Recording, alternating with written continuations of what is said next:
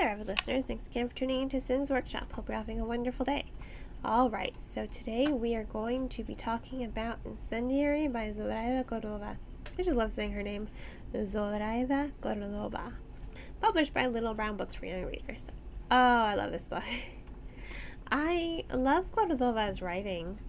I think her writing style and her ability to really incorporate Latinx culture within her writing really does make it stand out. But that's what I like about her writing style, that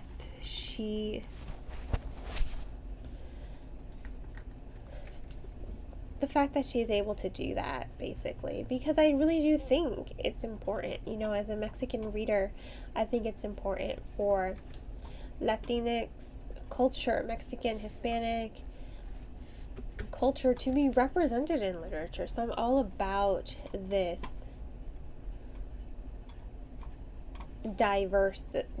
diversifying literature. I really do enjoy it. And that's what I like about her series. I read her, what was it? The Brooklyn Brujas. I loved the Brooklyn Brujas series. It's so well done. I thought it was so amazing. It was so good. So good. So, I really do love her writing style. And I like this one a little bit more. Well, not more. I like this one differently because Incendiary, it's said to be inspired by Conquistador Spain. And you really do see that in the storytelling. You really do see that in the world building, in her detail to structuring this world and this society.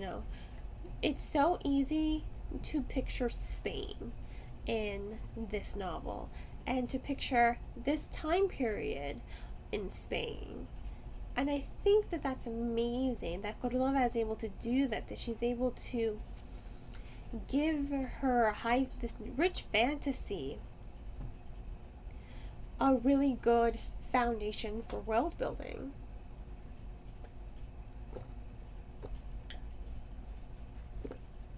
I do think that that's incredible for the storytelling, because the reader is able to visualize it from beginning to end quite perfectly, and that's what makes it amazing. That's what I like about it.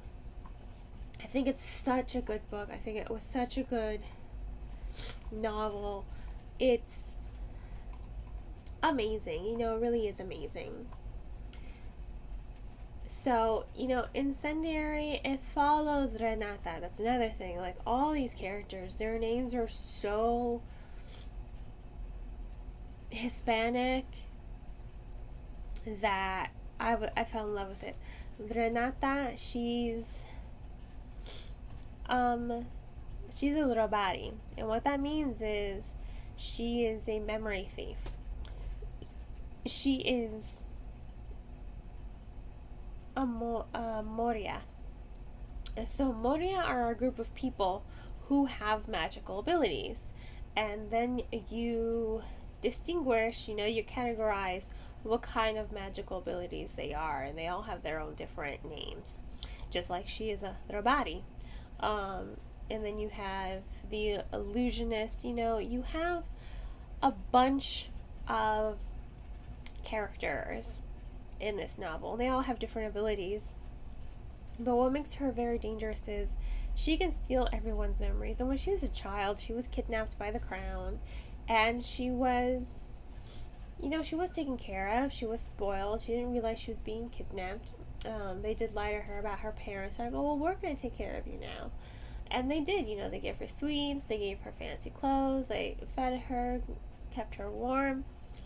She was taken care of, as long as she used her magic on rebel spies to take their memories. However, what she didn't know was when she took all their memories, she was leaving them hollow and empty and like husk. She had no idea that she was doing that. And it wasn't until she was rescued by the Whispers, the rebel group of Mora, that that she was able to fully realize what her magic was doing. Now, the Whisperers, she may have been rescued from, by them, but they don't accept her. They think she's dangerous. They don't trust her. And I think they fail to realize the fact that she was a child being used by a manipulative group of people. But they really did keep an arm's length away from them. They don't trust her magic. It's like she has no home, and you really do feel for Renata as a character, and that's what I thought was compelling about the story. You feel for her. She's not accepted by the rebels. She's not accepted by society. Where does she fit in? And she doesn't even know where she fits in. In fact, she puts up a wall around her because she does believe she actually should be punished. She's grown up in a world where everyone fears her magic and what she can do, that she also does feel like she doesn't deserve happiness. She doesn't deserve friends. And, you really do pity her, because that's not the case. I really do think the Whisperer should have done a better job of being kinder to her, of teaching her how to use her abilities without hurting people, of being more I think if they had been more compassionate and thoughtful to her, it would have been better, But this is a story, and this is how the story went. It's not perfect, and that's why I like it, because it's not perfect. So, I liked that, it really does make you feel for the character. Like I said, you do feel this level of compassion for her, and you see her strength. You also are going on this incredible journey with her as she's trying to discover who she is and where she kind of fits in the world. Because she takes memories, she has so many memories in her head, many of which aren't hers, and it leaves her confused. Like, does she like pie because she likes pie, or because she has this memory of someone loving pie? So she has to struggle with her identity. She's struggling to find her identity. And I think that's what makes her compelling, because she has to take this really long journey. She has to delve into her own memories of her past that she wanted to keep locked away, but she has to delve into these memories in order to discover who she is. And she has to unravel so many secrets to do so. A lot of these secrets, some of them I saw coming. Some of them I did see coming. Other secrets blew me out of the water. I was like, what? Did not see that coming. Especially that ending. Didn't see that coming at all. Loved it. Totally caught me off guard. I love it when a story catches me off guard. Let me just say that. But I didn't see that ending coming. So, even with all the secrets being revealed, I was kind of blown away by it. And that's why I like this story, because it has this emotional capability to draw you in as a reader. It has this ability to draw you in while you're trying to unravel the secrets and watching Renata's character growth. It's emotional, it is turbulent, it is imperfect, and that's what makes it so captivating, how imperfect it is, because there's so much that's going on, there's so much that's happening. You really are just caught off guard by the storytelling, but you're captivated by the characterization and the character growth. You're captivated by this world building and the magic within this fantasy.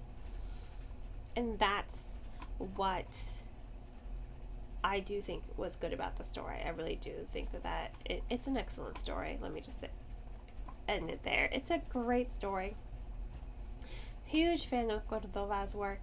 Not disappointed at all by this novel. I loved it. I really, really did love it. So, on that note, this is Incendiary by Zoraida Cordova. It gets 4 stars. Once again, the prose are its fast paced, it has high tension, great character development. It only has one con, that it's slightly, ever so slightly predictable, but overall it's only one element out of the entire novel that's predictable, and it doesn't deter from the overall storytelling. So, on that note, please purchase the book off of bookshop.org. Percentage of all proceeds do go to supporting local booksellers, including a bookstore of your choice. If money's tight, please check out the book from your local library. Libraries are a great resource for the community and definitely deserve all the support that they can get.